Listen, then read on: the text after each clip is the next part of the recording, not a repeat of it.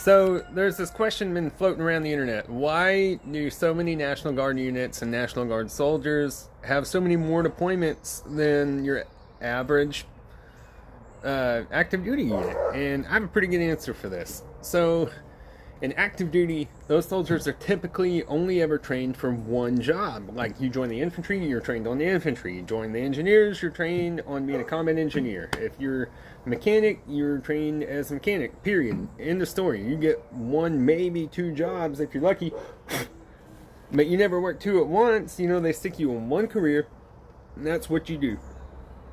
But then in the National Guard, we have our military careers once a month and 2 weeks in the summer in deployments, and then we also have our daily life career, right? So, like, I was kind of an engineer, but then I was also a framer and a mechanic, right? So I have, like, technically 3 different jobs that I can do.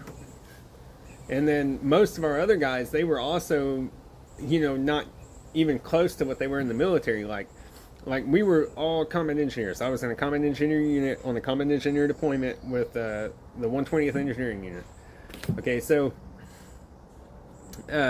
most of our guys on that deployment were combat engineers, but at home, there's no translation to that. So, like, I worked as a mechanic. One guy was a police officer. One guy was an HVAC technician. One guy installed the internet for people.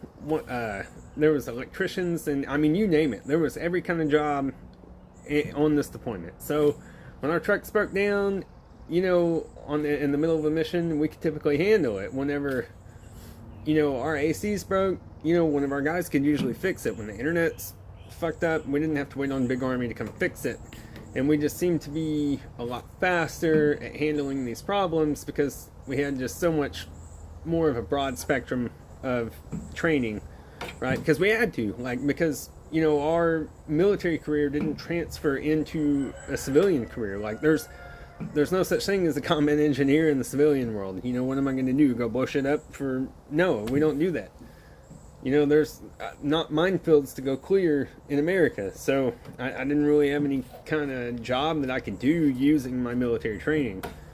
But that's why we were so effective and why we get so many deployments. And then also, our state gets a huge kickback from deploying a unit. So your state will push to deploy you because they get a lot of money from it.